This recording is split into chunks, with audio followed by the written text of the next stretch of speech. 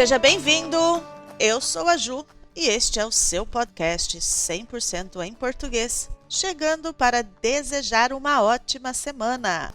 Uma ótima semana para você que escuta esse podcast caminhando, escuta levando o cachorro para passear, escuta limpando a casa, escuta dirigindo, escuta lavando a louça, escuta nos momentos de insônia e que escuta no momento agendado para desenvolver as suas habilidades em português.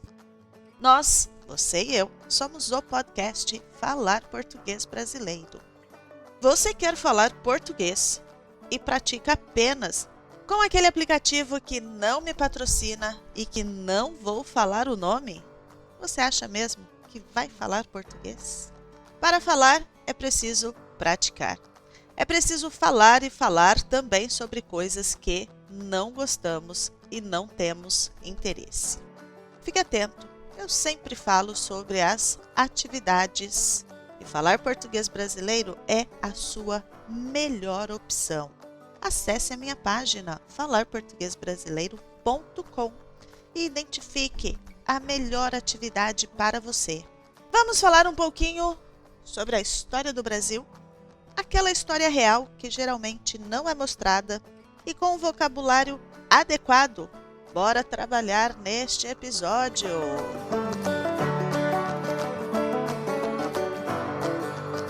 Muito antes dos colonizadores europeus invadirem as Américas, essas terras já eram ocupadas por seres humanos. Populações que vivem por aqui há milhares de anos, as nomeadas populações indígenas ou povos originários, que na minha opinião é o mais honesto. Sofreram diversas violências e perdas de direitos ao longo do tempo. Os povos originários descendem de humanos que chegaram aqui, muito provavelmente pela América do Norte, vindos da Ásia. Pode ser daí que se explique os traços físicos semelhantes entre as populações asiáticas e as nativo-americanas, como ter os olhos mais puxados e o cabelo liso e preto, em sua maioria. Com a grande diversidade de ecossistemas, de ambientes diferentes que o nosso país apresenta, os povos que aqui se estabeleceram puderam se diversificar bastante, também culturalmente, desde as florestas tropicais da Amazônia até as regiões áridas do Nordeste. Porém, apesar de toda essa diversidade, uma coisa em comum pode ser apontada como ligação entre essas comunidades: o modo como vivem em harmonia com a natureza. Mesmo praticando a caça de animais e práticas agrícolas como a coivara, que consiste na queima de um pedaço de terra com vegetação para abrir espaço para a plantação ao mesmo tempo em que se aduba o terreno com as cinzas. Apesar dessas práticas, o resultado é que a natureza se mantém e se fortalece em terras indígenas, e também no Pantanal. E por que será que estas práticas podem ser danosas quando praticadas pelo grande agronegócio e não pelos povos indígenas? Bom, parte do motivo está na escala. Os povos originários não queimam extensos hectares de terra para plantar soja para o boi comer, para depois nós comermos o boi. Eles plantam uma área suficiente para alimentar o seu grupo, com uma variedade de espécies nativas do Brasil. Isso faz muita diferença mesmo. Enquanto a caça, não fazem isso de maneira extensiva, até acabar a espécie ou para guardar tanta carne que possa vender e lucrar. Caçam o suficiente para complementar a dieta e sempre prestando muito respeito às vidas que retiram da natureza, pois sabem do valor que ela tem. O valor verdadeiro, não monetário, o valor da vida.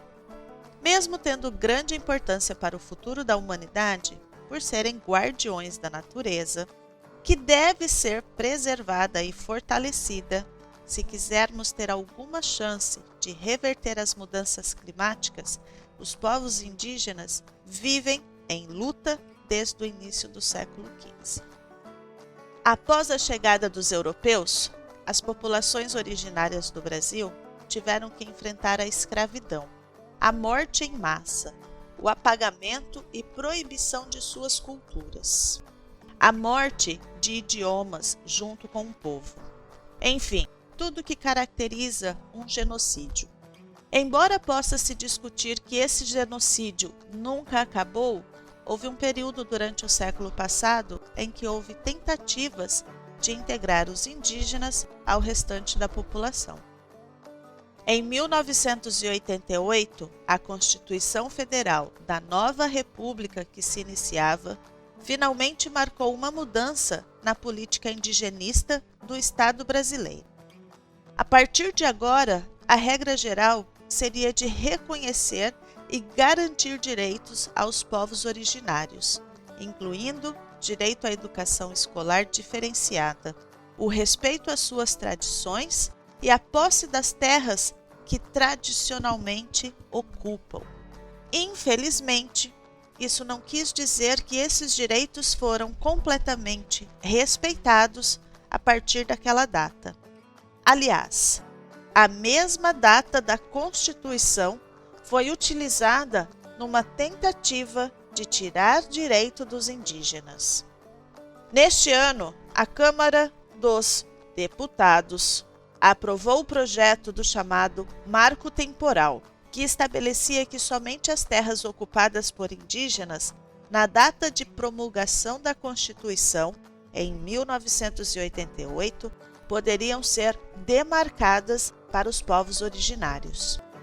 O teor do projeto é, para dizer o mínimo, desvantajoso para os indígenas, já que não leva em conta populações que haviam sido expulsas de suas terras por motivos diversos e não estavam nelas em 88. Além de flexibilizar o contato com povos que optaram por viver isolados da nossa sociedade, aumentando o risco de conflitos e violações de direitos. Além do risco de vida dos indígenas, também entra em risco o nosso meio ambiente, já que as terras cuidadas por estes povos mantêm suas funções ecológicas, enquanto que as terras que os poderosos do agronegócio estão tentando tomar seriam totalmente queimadas para o pasto ou monoculturas. Duas coisas das quais não necessitamos: maior quantidade como espécie, sendo de interesse apenas dos detentores de capital. Felizmente, ao ser votada no Supremo Tribunal Federal, o STF, já falei sobre ele em algum momento, em algum episódio, a tese do marco temporal foi considerada inconstitucional e sua implementação foi interrompida. Muitas vidas indígenas foram perdidas nas lutas até hoje, e ao que tudo indica, muitas ainda serão perdidas, já que boa parte do poder político brasileiro está nas mãos de grandes donos de terras ou de pessoas influenciadas por eles. A articulação dos povos indígenas no Brasil, a APIB, desempenha um papel crucial nas lutas dessa parte da população, tanto na luta pelas terras quanto na preservação das suas culturas, mantendo assim a longa história de resistência e mobilização em defesa dos seus direitos. Importante dizer também sobre a FUNAI, mas a FUNAI ficará para um próximo episódio. Eu sou a Ju, nós, você e eu, somos o podcast Falar Português Brasileiro. Desejo uma boa semana e até o próximo episódio. Tchau, tchau!